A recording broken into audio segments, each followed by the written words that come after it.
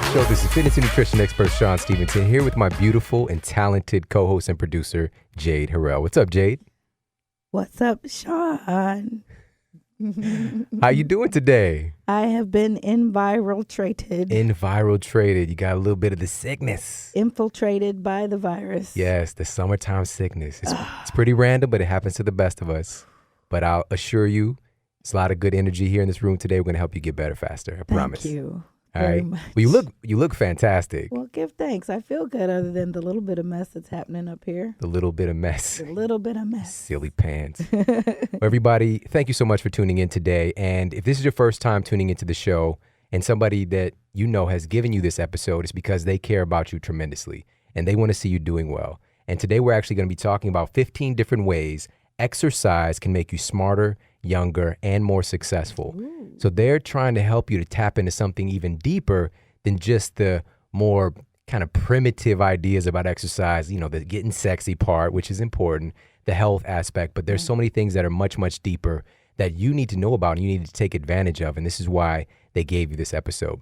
But before we get started, I want to give a quick shout out to our show sponsor, Onnit.com. Head over to onnit.com/model for 10% off all of your health and human performance supplements. We're huge fans. If you don't know this, now you know this, of the Hemp Force protein. The most bioavailable protein for the human body is going to be found in hemp because it has some unique protein structures, namely edestin and also albumin, which is a soft globular protein, very, very digestible. And this is why people tend to turn to something like egg whites to get protein because of the albumin content. But egg whites are disgusting. Let's just be honest. You got to add a lot of different things to it to try to make it taste good. But for years, people have been trying to guzzle that stuff down because of the protein benefits. But you can find a lot of that in hemp. And also, by the way, Hemp Force tastes good. It does. If you It's go wonderful. to get some random hemp protein, I cannot guarantee that the flavor is going to be hitting your taste buds in a nice way. It could taste like a sand and gravel smoothie. I don't know. But you got to be careful with that stuff. So Hemp Force protein is one of my favorite things. Also, the Shroom Tech Sport, two incredible products based on medicinal mushrooms that I use pretty much every day.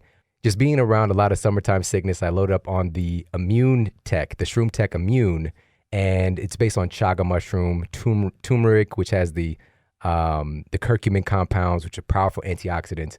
But this is just stuff to help train your immune system so that you don't get taken down by the random stuff going on. Right. All right, so head over there, check them out, onnit.com/model, and you're going to get 10% off.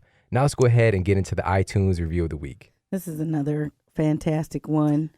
A genuine man with a lion's heart, Shawn Stevenson, with 5 stars from Josh Trent. I recently had the pleasure of hearing Shawn speak at Podcast Movement 2015 and was truly captivated by his energy and presence.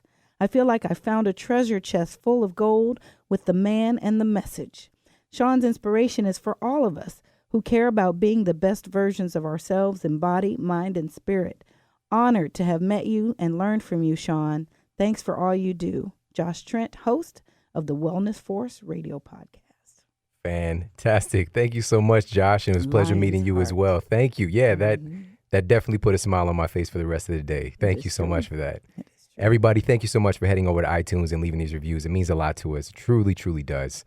But now we're going to go ahead and get started with our topic of the day. Today we're talking about 15 specific ways exercise can make you smarter, younger, and more successful. And I'm going to deliver in a big way for you today. And you're going to walk away with a lot of huge insights because you know exercise is good for you. Right. But you don't know just how good until you hear this. So let's start at the top. We're actually going to dive right in here. So number one on the ways exercise can make you smarter, younger, and more successful. Number one is it increases productivity. There was a study published in the International Journal of Workplace Health Management, which sought out to examine the influence of daytime exercise among office workers with access to a company gym. They then examined the fluctuations within the individual employees, comparing their output on days that they exercised to days that they didn't exercise. And here's what they found. On the days when the employees visited the gym, they were found to manage their time more effectively, they were noticeably more productive, and they had better interactions with their fellow coworkers, which is really, really important, especially if you're working in an environment with other people. So that's just one kind of glaring, obvious thing. And again, this is published in a major journal looking at the benefits of your productivity from exercising. And this is one of the things where some experts have recommended that if you're going to go into a presentation, if you're about to give a speech, you should do some exercise right beforehand because of all the benefits that it brings with your brain function and being able to improve your focus, your memory. And we're going to talk more about that stuff as we go along as well. That's awesome. So there was also a study published in the Journal of Occupational Environmental Medicine that found that workers in the dental care industry who devoted 2.5 hours per week to physical activity increased their productivity, meaning that they got more work done, they had greater work capacity, and they were sick less often, all right? Which is another big component of productivity. If you're sick, it's going to inherently bring down your productivity unless you're working with me. Well, and I'm going to bring you back up. Right. But this is really important. This is like an insurance plan for you being able to show up and to continue to do your work. It is the best insurance plan because I can't remember the last time I was sick. Yeah, it's been a long time. And for me to even, like you said, you look good today, yeah. that even exists in the same space. Right. That's evidence It is possible to be sick, but not just totally a sock. Destroyed. You know, yes. You're a walking, talking gym sock. Used gym sock. Sweaty, smelly, wet. Football practice gym sock. Ooh, my son's in football in the now. Room, it's not pretty when he comes home. All right, so that's number one. So number one, exercise has been clinically proven to increase your productivity. And now we're going to keep going. It's just going to get better and better.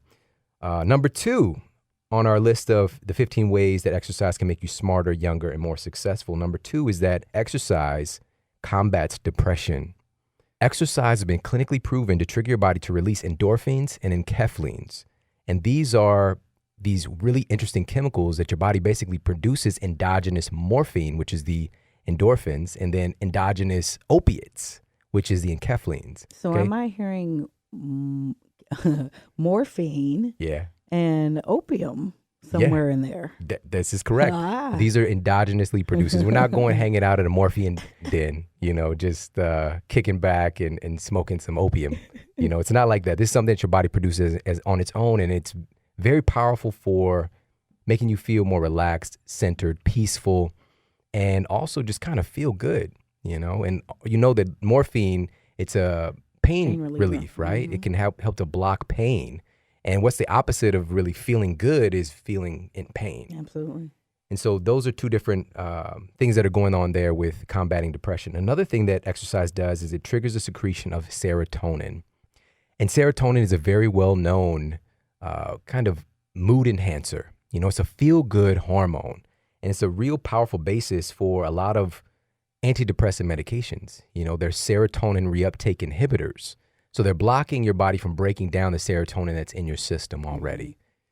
There was actually a study done by Duke University researchers that proved that depressed adults who exercise regularly improved as much as those who were treated with the antidepressant Zoloft. Wow. All right there in black and white, major university study. And there you have it. But again, it kind of takes the audacity to get moving, and there are studies showing that individuals who exercise and take medication also get a lot of benefit. But those just taking the medication, what's so interesting is that they do get benefit, but the results are short term. And if they stop taking the medication, then their depressive symptoms start to come back, and oftentimes with a vengeance. However, with exercise, it's proven to create long-term antidepressant qualities and factors. So help me with this part. The emphasis on you just got to have the audacity to get up and do it. Why in the heck then is it so daggum hard sometimes to get that audacity built up to get up and do it? And we know how good we don't have a problem running to certain other things that feel great. Right. Why would it be so? What other certain things? Going to shoe shopping, going to get nails done, going to see that guy or girl you shouldn't be around. I married him. I'm not talking about you. Oh, I'm talking about others. I don't know. Yeah, hit dogs holler, honey. Hit dogs holler. I was thinking. Do you know about? There's like apps for this stuff now. We're just hooking up. We're just hooking up. But honestly, knowing the benefit and feeling the benefit, and especially knowing that the more you do it, the more it lasts and as good as it is. What then gives? Yeah, we've talked about this a lot, in different capacities, and we'll talk about this more as we go along. But one of the big reasons is conditioning, and there's this kind of learned helplessness that we develop. When we're not taking action for ourselves, we start to get comfortable in that. And also when we had Drew Manning on the show, for example, and he talked about when he stopped exercising to purposely gain all that weight, he actually started to think like, you know what, this isn't so bad. I don't have to feel sore anymore. I don't got to go through all this process of like getting to the gym and, you know, taking showers afterwards because I'm all gross, and just, he's just like, this isn't that bad, you know? And so we create this learned helplessness where it's just like, it's okay. And if I do it, I'm not getting the result anyway. So we start this mental conditioning programming. That's just one of the reasons. Another reason is the excuses that we give ourselves. The biggest one is that I don't have time. Whoa. I don't have time to exercise. The reality is if you don't have time for exercise, then you have time for disease. That's the reality. Run that one more time, because that is so good. And I want to embed that, burn that into my psyche. If you don't have time for exercise, then you will have time for disease, period. And there's so many different benefits that go far beyond just looking good that exercise is delivering. The word exercise itself, we've mentioned many times, is derived from the word exorcism, which means to get the stuff out of you that's not supposed to be there. The basically, demons. Right? Getting the gross stuff out. The anti-workout demons. So exercise is really a powerful detoxification method, you know, for ridding your body of metabolic waste products, helping your lymphatic system move, which is your cell's extracellular waste management system, basically. So just getting stuff out of your body that's not supposed to be there. And if you're not moving proactively because your lymph system doesn't have a pump like your cardiovascular system, and you have 4 times more lymph than you have blood, all right? 4 times more, and it doesn't move unless you move. It's basically like a one-way valve that goes up in sections and it has to get up over your shoulders and then before it can kind of pour back into your system. Wow. And if you're not moving, it's just stagnant, you know? So this is why, in addition to exercise, just movement, period, you know, not sitting for that long every single day. You know, if you're sitting for a certain amount of time, to proactively get up and just move around a little bit so your lymph can move. So all these great things are possible, but it's because of the excuses we give. And the big one is, I don't have time. That's right. And some of the busiest people that I know, they get their workout in and they find that it makes it more productive. Multi-billionaire Richard Branson, when he was asked, what is your number one productivity tip? And he gave one word: workout. Or 2 words, depending on what grammar school you go to, you know? So there's just a couple of the insights there as to why we don't do it. But we're going to circle back around to this because there's a lot more important things. And that totally makes sense. And I can certainly see how that can become such a regular part of our operation. I felt it and seen it. The cool thing is when we do get in the rhythm, it's hard to let that feeling go. And this is because of this virtuous circle rather than a vicious circle that gets created. You know, your body starts to really lean on and starts to create this habitual, positive addiction. We can use the word addiction here to exercise, you know, and it's just this wonderful thing that can take place. You know, when oftentimes individuals who have, you know, come my way for, you know, they want to quit smoking or kind of get away from their alcohol habits or any of these, quote, bad habits. And the reality is, if you try to go cold turkey and just stop, you're going to, if you are able to succeed, you're going to fill that void with something else that's probably not life-affirming. So you need to positively interject something that is of the life-affirming nature. And one of those things could be smart exercise. Again, not just going crazy with exercise, but something smart and that gives you those benefits that we're oftentimes looking for in these other substances. So now we're going to move on to tip number 3 on our 15 ways exercise can make you smarter, younger, and more successful. Tip number 3, muscle actually protects your body against early aging and enables normal healing. And also exercise in general is going to help your brain to stay young as well. Research by the American Heart Foundation found that for each hour of regular exercise done, for each hour of regular exercise done, you'll gain roughly about 2 hours of additional life expectancy, even if you don't start until middle age. How's that for compound interest? So I'm with again, it. this is the American Heart Foundation. For each hour of exercise you do, you're going to add about 2 hours onto your life. I'll take it. Right? And again, some people might be like, well, what if I exercise for 16 hours a day? Am I going to live as long as Dracula? What's up, Shawn? Talk to me. So this is not Twilight. You know, we don't have diamond skin. There is an expiration date, but this can, you know, stave off that expiration date, you know, and this is basically, it's a virtual fountain of youth. You know, exercise is that important and that life-giving and life-affirmative. And here's why. Number 1, muscle is actually a reservoir for anti-aging hormones. Okay, muscle is a reservoir for anti-aging hormones. It literally houses and contains hormones that help to keep you younger longer. And these are major hormones that are stored for the purpose of healing and repairing the body. Just you being awake and doing stuff is breaking stuff down. Those hormones need to be there to help to repair you. And if you don't have muscle tissue, especially as you get older, you have much less ability for your body to heal and recover. And this just accelerates the aging process in and of itself, especially due to injury. And this is why elderly sedentary individuals are statistically shown to have a much more difficult time, if at all, in healing from traumatic injuries. Yeah. Right? But those who exercise have radically increased ability to heal. Right. And this is because they have access to these anti-aging hormones and enzymes and compounds that are literally stored in your muscle tissue. Sure, and I'm sure I expect that they be more balanced and strengthened to not incur the injuries in the first place. Exactly. Mm-hmm. Another thing is that exercise has been found to enhance the function of the hippocampus and surrounding areas of the brain responsible for stem cell production. And this means literally creating new brain cells, right? Exercise can help your body to create new brain cells. And exercise has been found to help those brain cells to live longer, right? Tons of studies out there and more coming out about this, especially about the hippocampus, which is this really, really powerful part of your brain where, this is related to memory, this is related to learning, right? Helping that part of your brain to grow and to enhance. And by the way, there's also a lot of studies showing that exercise, especially in animal studies, but there's more stuff being done with humans, actually grows your brain tissue. It makes your brain bigger. Sorry, not bang. Yours is so big. I was born in the darkness. Sorry, not brain tissue, your brain tissue. All right, so it can actually help your brain to grow and to be thick and sexy. Yes. So that's number 3 on the 15 ways that exercise can make you smarter, younger, and more successful. Now we're going to move on to number 4, which is exercise helps to reduce stress.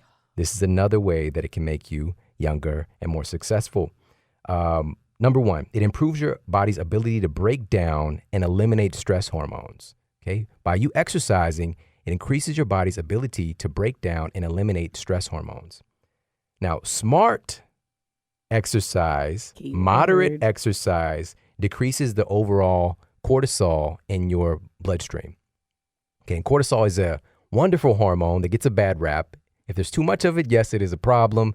But overall, cortisol literally helps you to get up and get moving. It's very, very, very important. It's a daytime hormone, all right? You need cortisol, but when it gets to be too much or you actually can turn the other direction, you can go at 180 and not have enough cortisol, and you're just going to feel tired and sluggish all the time. Or if you're what we call tired and wired, and you're really just kind of enlivened at night and tired in the morning, your cortisol rhythm is upside down. And we talked about that, obviously, a lot of times on the show and also in my book, Sleep Smarter, and how to kind of reset and fix that. But the bottom line is cortisol is important for you just to be alive and to be awake. But when it's too much, it's too much. So your body can actually help and be more efficient at breaking down cortisol in your bloodstream when you exercise. Yes. Super powerful stuff. And so the reason that we're talking about this as far as stress hormones is that cortisol is the big stress hormone catchword that people are talking about today. Mm-hmm. But again, I want to say that it's not that it's a bad guy. It's just when it's too much, it can be too much. Right. All It's got a strong personality.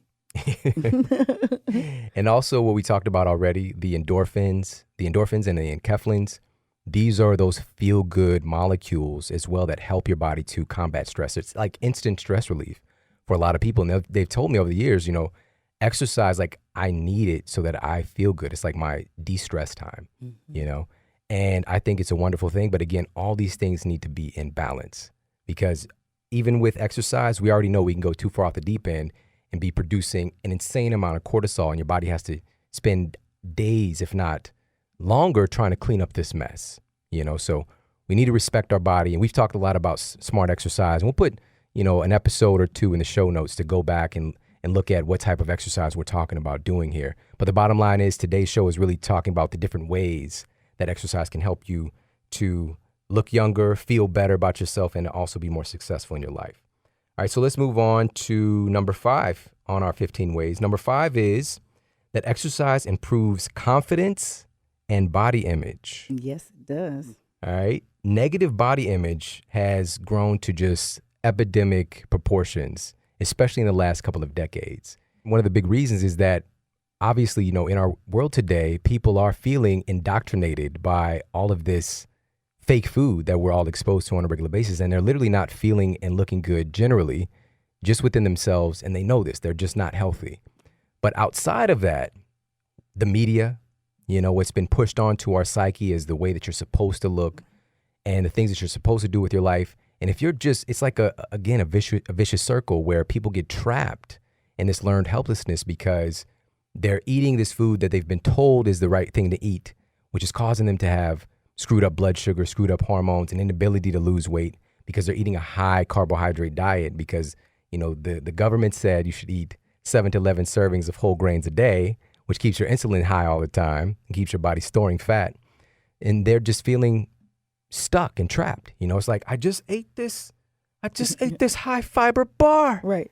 It's like eating a dry brick and I'm supposed to have like epic poops and nothing's coming out. What's happening? Right. And so it becomes this vicious circle and they're not really able to get over that stuff and to get moving. And even if they're exercising, I know you see this a lot too, people are kicking their butt in the gym right. and not getting the results. And it's because of what's going on with the food system, which is a big part of that. And the media thrown on top of that can really start to damage our self-image. Now, here's the good news. Research does indicate that by changing the way that you're eating, obviously, is a huge component of this, and then doing smart exercise, getting your sleep optimized, doing some stuff to modulate stress, which exercise can help with all of this and be a complement to all of this, you can take back control of your body and your life. You can do this. Right now, though, we're in a state where 60% of adults in a national study say that they are unhappy with the way that their bodies look, okay? This is more than half of us, and probably I'd say more than that, really. And exercise, the great news is that exercise helps improve all of that in and of itself, but with the right nutrition. So again, this show is dedicated to the exercise component, but I never want to leave out the fact that there's so much more to you to make you complete and whole. But research out of the University of Florida that was published in the Journal of Health Psychology found that people who don't achieve workout milestones such as losing fat, gaining strength, or boosting cardiovascular fitness feel just as good about their bodies as their more athletic counterparts. So just you consistently participating in exercise regimen for yourself makes you feel right sexy as the people who are seeing these phenomenal results with their bodies. So as far as self-image and confidence goes, you're going to feel better about yourself when you feel stronger and you feel more capable. And it is what it is. It's right there in black and white. So if you're feeling down about yourself or you're feeling that you're not enough, exercise is a huge gateway to you seeing the real you. That's right. Jump up, do 3 push-ups right now, and you'll see. Tray Just to push-ups. feel all tight. Your arms will feel like they're still functioning. It's cool. It works instantly. I love that. Just 3? Just 3. Get up and do a triplet. I didn't want to press anybody too hard. It's okay. I don't know where you came up with that number, if it was based on the 3 little pigs or if it was based on Goldilocks and the 3 bears. Yeah. 3 must be a sacred number. Get up and do 3. It is a magic number. All right. Get up and do it. So let's move on. So that's number 5, is that exercise helps to improve confidence and body image. Let's move on to number 6. Number 6 is that exercise helps increase overall strength and functionality. And this is where we put on the Captain Obvious cape and we stand there and we know this one. We know that exercise improves your overall strength and functionality. But how does it do that? Well, basically, it helps to stimulate the function of certain muscle fibers. You've got the fast twitch muscle fibers, slow twitch, and also the intermediate muscle fibers. And we've talked about that in a past episode. We really dug in deep in the episode when we talked about HIIT training, about your different muscle fibers. And this helps to create all different types of strength, because you have strength that you can literally pick up.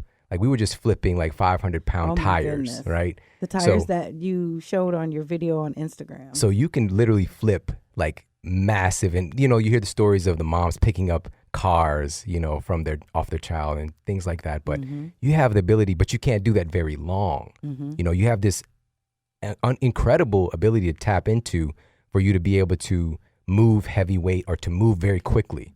But then you also have other muscle fibers that help you to go on for a much longer period of time.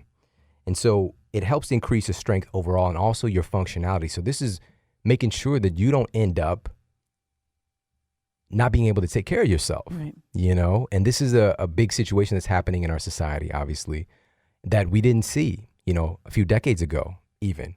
And a lot of people are, and this is happening much, much younger, are becoming wheelchair bound, walker bound, and just unable to take care of themselves.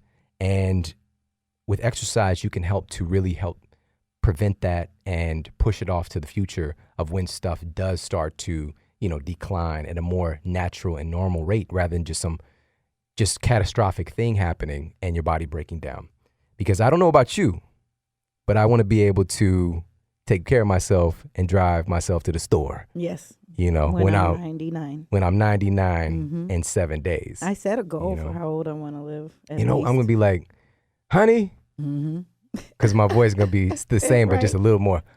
Honey, I'm going to get a juice. Yes. I'm going to get a green juice. You want one? She'd be like, yes, baby. Because that's how she'll sound. And then I'll smack her and then I'll walk out the door. And so that's what's going to happen 99 in 7 days for me. And this is something possible for all of us, but it starts right now. Your future you, your future body, future mind is created right now with the things that you're doing, and especially the things you do on a regular basis. So there you have it. That's number 6. Move on to number 7 of the 15 ways exercise can make you smarter, younger, and more successful. Number 7 is the fact that exercise improves your memory. Now, this is some fascinating stuff here. There was a study done at the University of British Columbia. Researchers found that regular aerobic exercise boosts the size of the hippocampus, which we talked about earlier. And this is the brain area involved in verbal memory and learning. Okay. And then neuroscientist Dr. Wendy Suzuki, and I watched a wonderful TED Talk from her, and she said that brain plasticity, which is just a fancy way of saying that the brain can change in response to its environment. Every time you learn something new, something in your brain changes. I mean something physical. Okay, so that's what she said. Every time you learn something new, something in your brain changes. I mean something physical. This is a neuroscientist, Dr. Wendy Suzuki, a neuroscientist. She integrated exercise into her classes as a professor. And it's this type of exercise where they actually imbue affirmations, affirmative dialogue. So maybe they'll do some punches. I am great. I am powerful, and just do all this stuff and kind of, it's really enlivening. And, these are incantations, which is a step further than an affirmation. This is like something physical involved, and it really does help to kind of get it deeper into your subconscious, basically. That's kind of sexy to say, too. What's that? I did my incantations. My today. incantation. Mm-hmm. You want to do this incantation with me? That's right. So what Wendy found was that exercise improved the ability to learn new information, and it improved long-term memory when she actually tested her students at the beginning and then after following her regimen. They actually improved their long-term memory. All right, this is so powerful and so fascinating just by imbuing exercise shortly before learning. Okay, so powerful, and you guys have the ability to do this. So what's that time frame? Because even for the example you used with the job interview, like, do I need some recoup time? Should I be running instead of That's a driving great question. to the location? That's a great question, and the thing is, this is where we practice common sense. Okay. Like, you don't necessarily want to run 20 minutes to your job interview or to do your presentation. You absolutely give yourself time to recoup. This is something that you can get benefits hours later. Sure. All right. So that morning. we'll just say, if I have a presentation at 9:00, I do my exercise and I'm done by 8:00, 8:15, shower up, then I go into my presentation. Or maybe it's an hour earlier. You're still going to get a lot of benefit. Right. All right. So that's a great question. Thanks. So number 8 on our ways exercise can make you smarter, younger, and more successful is that exercise improves your focus. Dr. John Ratey, author of the book Spark, The Revolutionary New Science of Exercise and the Brain, he said that exercise improves your brain in the short term by raising your focus for 2 to 3 hours afterwards, just like we just talked about. So again, it's a great question. Now, this guy really helped to educate me on this school system in Naperville, Chicago. And this stuff is just like, tune in. This is really, really powerful stuff. So in 2002, a lot of different changes were happening in Naperville. And this was in the school district itself, but in particular, their high school. And there was actually some problems going on. So this wasn't like the best school district ever, but it wasn't the worst either, but they were falling behind what's happening internationally, especially with the outstanding students in Hong Kong and Taiwan and places of that nature. And so what happened was they imbued exercise programs into their school system on a regular basis. And here's some of the changes that took place. That year, they took the International Science and Math test. And again, this is international. This isn't just America.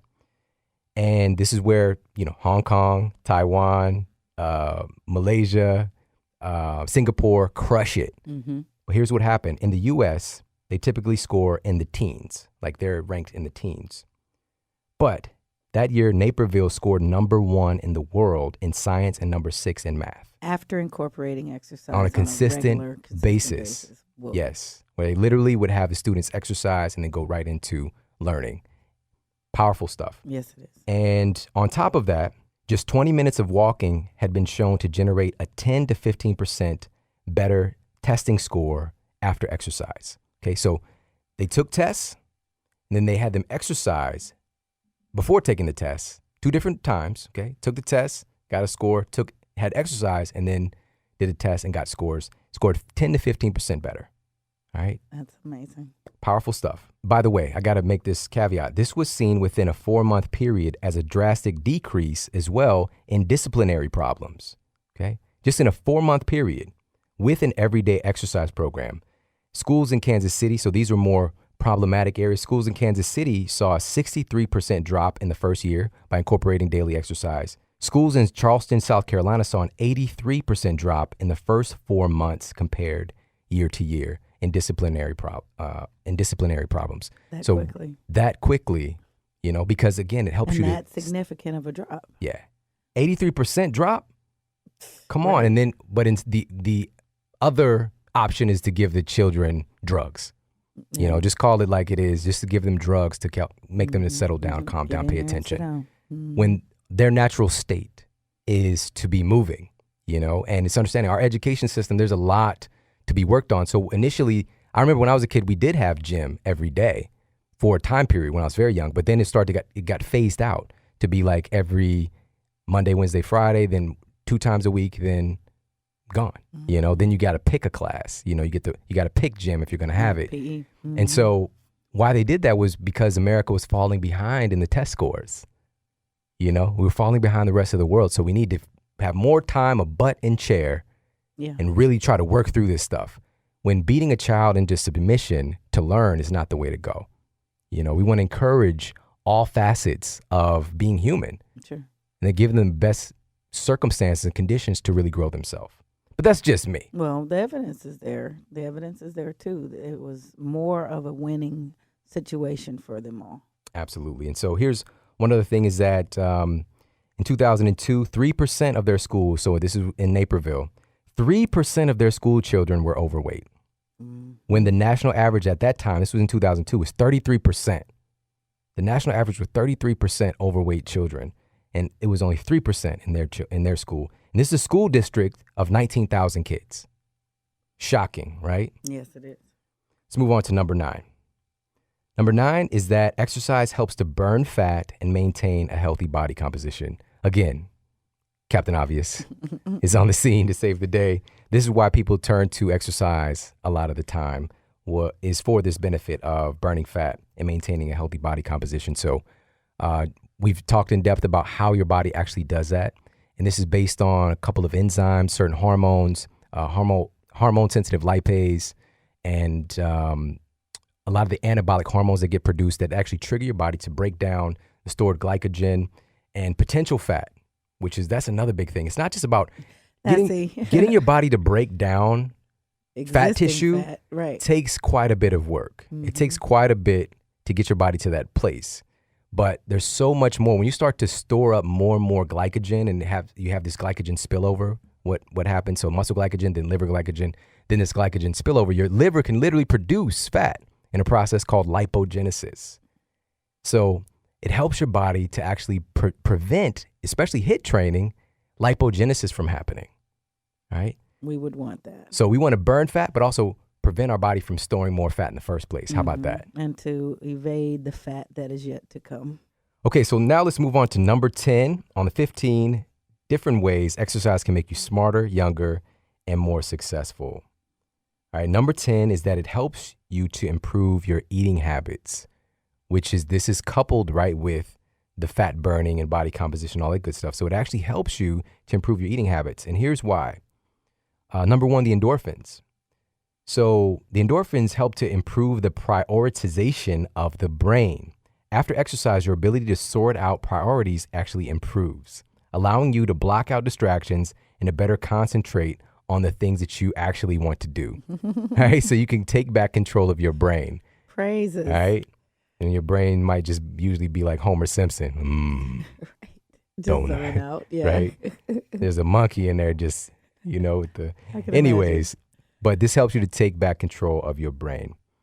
Another thing is, according to the American Physiological Society, a vigorous 60-minute workout on a treadmill affects the release of two key appetite hormones, ghrelin and peptide YY, while 90 minutes of weightlifting affects the level of only ghrelin. The research shows that the aerobic exercise is better at suppressing appetite than non-aerobic exercise and provides a possible explanation for how this actually happens. So this is something that, a lot of people, especially who are kind of in the same camp as me, that are more focused on the anaerobic exercise, the weightlifting, might be like, well, hey, wait a minute, what about that?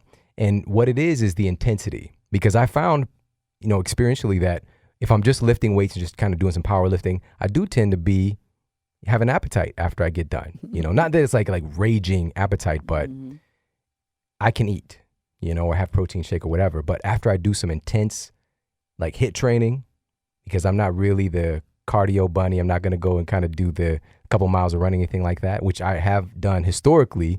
And the same thing, afterwards, you don't really feel like eating anything. But I tell this to people a lot of times when they're just like, when I work out, I'm so hungry. I'm just like, you're not working out hard enough, probably. You're not really putting in your A game. And so you can do this with strength training, especially doing supersets and circuits. You can get the benefit and the best of both worlds. So if you really put your all into doing some HIIT training, I guarantee you're not going to have a raging appetite when you get done. You're just going to be like, I'm cool. Hey, you want to go for pancakes? I'm good. Right. Well, maybe No, really? No, seriously. I didn't want anyone to speak with me after we did the HIIT training. I didn't even want to talk, let alone eat. I wanted to just kind of process the moment. I sat in the car for another 15 minutes or so, but I did feel wonderful, and there wasn't that instant need, or even later on, actually, it lasted for a while, to go consume something other than water. And that feeling tone stays around longer as well, doing intense exercise. So there you have it in black and white, exercising, and just the psychological thing as well is that I'm doing all this work, I'm putting in all this exercise time. I don't want to screw it up. I am not about to throw it into the wind. I'm not. So it definitely does help, but there is a physiological, biological reason why your appetite will be better controlled by exercising. Okay, so that's number 10. Let's move on to number 11. Number 11 is that it protects against Alzheimer's and dementia. Exercise helps to enhance the function of what's called the glymphatic system. The glymphatic system. So this is like the lymphatic system, but for your brain. Okay, your brain is something called the blood-brain barrier. This is a closed system, but your brain also has a detoxification system, which is the glymphatic system. And exercise helps to stimulate the glymphatic system, as does sleep. Okay, sleep, the glymphatic system works 10 times more when you're asleep. This is why sleep and exercise are so important to your brain health. Now, here's the thing. What Alzheimer's appears to be, one of the big issues is that an inability to eliminate waste from the brain. So metabolic waste products from just normal brain function and dead brain cells, because there's a block or stagnation of this glymphatic system. All right, so how can we help that? Movement, exercise can help your body to combat that. And in 2010, in the Journal of Neurocase, it was suggested that damage to the hippocampus, again, we're talking about the hippocampus, produces impairments in the ability to imagine future events, in addition to the hippocampus's critical role in remembering past events. So that part of your brain getting damaged, and this is the part, again, surrounding tissues as well for generating stem cells and new brain cells. When this part of the brain gets damaged, just kind of gummed up, not being active via exercise, this is some of the stuff that can start to happen. You can literally start to not remember. And one more thing is that, just to reiterate, exercise helps to stimulate the function of the hippocampus. The hippo, every time I think about this, I was going to say. Do you remember the game Hungry Hungry Hippo? Yes. I remember my grandma got me that. I mean, that was some serious business Mm-hmm. right there. Shout out to Hungry Hungry Hippo Whoever players. created that. Yeah. Yes. And the players. So you can get the right angle. So I always got the orange hippo because I thought it was the closest to my complexion of the different hippos. But anyways, so Hungry Hungry Hippo. So the function of the hippocampus, exercise helps to stimulate the function and generates the production of new brain cells and helps the brain cells to live longer. Very, very important. Let's move on to number 12. Number 12 is that exercise improves the immune system function and protects against cancer, so illnesses like cancer, and also infections. The London School of Hygiene and Tropical Medicine found that exercising vigorously for at least 2.5 hours each week can reduce your chances of catching the flu. Exercise circulates blood and immune factors and also moves the lymphatic system like we talked about. And more than 24 studies have shown that women who exercise have a 30 to 40% lower risk of developing breast cancer than their sedentary peers.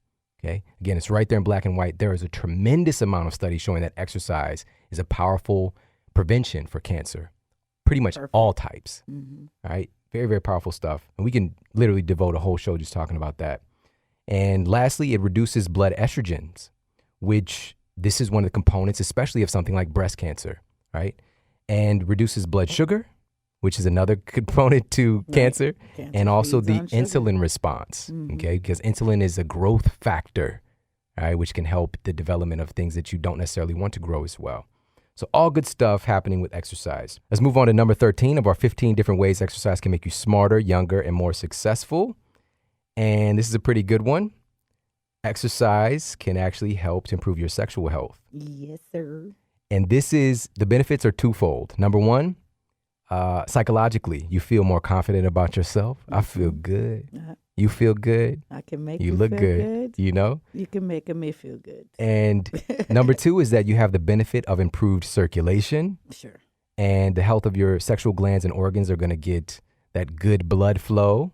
And again, this might be Captain Obvious, but sometimes we don't think about it. Of course not. Exercise can really help with that. There's a study published in the American Journal of Cardiology that indicates that aerobic exercise may help to improve erectile dysfunction, finding that even a brisk walk for 30 minutes a day, 4 times a week, may be enough to radically improve the symptoms of ED, aka erectile dysfunction. All right, so clinically proven, just getting out and doing some walking, that cardiovascular exercise and movement, wonderful stuff.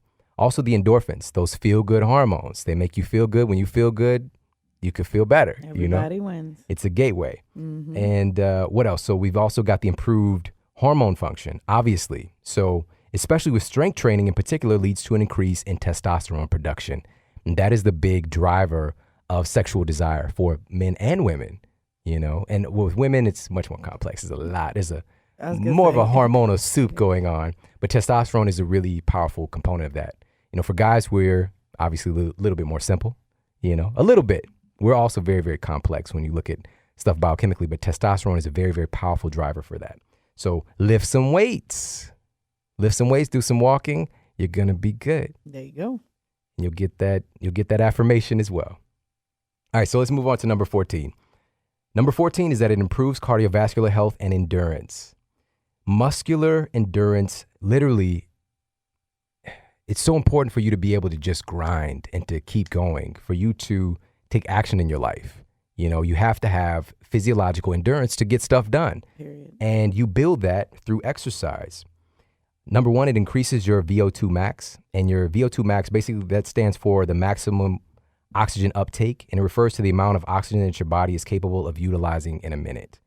And it's a measure of your capacity for aerobic work, and it can be essentially a predictor of your potential endurance. Okay, so it helps to increase your VO2 max. Also, it helps to overall, if you're going to have complete cardiovascular health, researchers have found that you need to work all of your different muscle fibers. So the fast twitch, slow twitch, intermediate twitch muscle fibers. So aerobic and anaerobic activity. By the way, aerobic refers to the fact that this type of exercise requires oxygen to generate the energy to sustain the activity. Anaerobic activity doesn't necessarily require oxygen for that. Now, researchers say that anaerobic exercise improves heart function in a way that aerobic exercise simply can't. So when we think of cardio, I got to get my cardio on. Right. We're neglecting the fact that that's just one part of the pie, right? Strength training can help you in just essentially more intense exercise, the anaerobic nature. So, high intensity interval training or weightlifting, your heart is a muscle as well. It really helps to strengthen your heart in a way that nothing else can. And after anaerobic training, such as sprinting, for example, your heart rate stays elevated for several hours versus, you're doing some long distance training and it's kind of over when it's over. This post-exercise effect causes positive adaptions in your cardiovascular system. Really, really great stuff. All right, so that's number 14. We're on our final one of our 15 different ways that exercise can make you smarter, younger, and more successful. Number 15 is that it strengthens your bones. Strengthens your bones. Bones are actually living tissue. And we often think about our bones because they can break, is that they're rigid. They're these very hard things that can snap. It actually takes a really tremendous load at a really strange angle oftentimes for our bones to break. They're living, kind of pliable, growing, moving tissue. Really, really interesting stuff. They're really just fascinating. We're so fascinating, but our bones are some of the most complex and interesting and fascinating things about us. So here's the deal. Load-bearing exercise works to build stronger bones by stimulating something called the osteoblasts. And these are the cells that are responsible for synthesis and mineralization of the bone. Okay, so you can stimulate your osteoblasts to do work, lay down that new bone, but you need load-bearing exercise to do that. According to research, sprinting and jumping are the most well-studied examples of high-impact exercise for bone health. A study published in the American Journal of Health Promotion found that women ages 25 to 50 who leaped like fleas, I don't know where they got this terminology, who leaped like fleas at least 10 times in a row, twice per day for 4 months, significantly increased the density of their hip bones. Okay, and in particular with women, there's a greater tendency in older age to have hip fractures. You can strengthen those hip bones by leaping like a flea. Like leaping like a flea. You'd be like Ant Woman or the Wasp. I would like that. Yeah. I would like that. But the ant, basically what that means is, you're crouching down and then exploding upward and forward. So kind of doing like hops, jumping forward, like a broad jump. Oh. Okay. So trampolines can help with that. Yeah. So obviously the mini trampoline, the rebounders, which I just did that this morning. I do that most mornings actually right now because I cycle stuff, but clinically proven radical increase in your bone density and also moving that lymphatic system like nothing else can. But jumping and sprinting are the most studied and it just works. Sweet. Also, it increases the assimilation of nutrients for your bones. So movement. And there's a powerful study that I came across when I was on my own walk to recovery, literally. And the study showed that, because I was eating all this wonderful food because I found that my spine that was deteriorating was missing these key nutrients. And so I started to consume these things, but I found in the study that they took horses and they were giving them supplements because if the horse broke its bones during training or whatever the case may be, it's grounds for it to be put down. And these race horses are like millions of dollars investment, number one, if the human doesn't necessarily care, and just seeing them like that. But also, for it to be alive and to be functional, protecting their bones is a high priority. Right. And so what they found was they gave the horses supplements and they kept them caged, in their stable. And they did have a very, very minor increase in their bone density, but it didn't even compare close to the horses that were given the supplements and walked. They had pasture time. Powerful stuff. I mean, it was like... That's great evidence. Almost twice as much increase in the bone density. Really fascinating stuff. So you have to move in order to assimilate all the good stuff that you're taking in via your diet. Yes, you do. So that's our 15 different ways for exercise helping to make you smarter, younger, and more successful. I hope that you got a lot of value out of this. And, my question to you is, again, knowing these things, why are we not exercising? Knowing that you get all of this benefit, what's stopping you? And it's just being honest with yourself about the excuses, the excuses that we put up as a front for us not stepping into our potential, because you absolutely have the capacity. There's 1,000 ways that you can make this happen. And I'm not saying that you need to take out an hour or 2 hours a day, even 10 minutes, just give yourself a start. Start with something. If right now you're having even a difficult time walking, just walking down your street and back, start there. But build on that every day, add a little bit more on there, because you can do so much, and you've got to give yourself credit to do so, and also get out of your excuses. I understand we have busy lives. We've got a lot of stuff going on with our family, but our families need the best of us. So we have to show up in our best capacity. And a big component of that is us getting up and being active. So I encourage you and I implore you, if you listen to this today, this is a call today, from this day forward, to give your body the movement and exercise that it deserves on a daily basis. All right, because it's going to help to bring so much more good stuff to your life. I promise you that. So take care, have an amazing day, and I'll talk with you soon.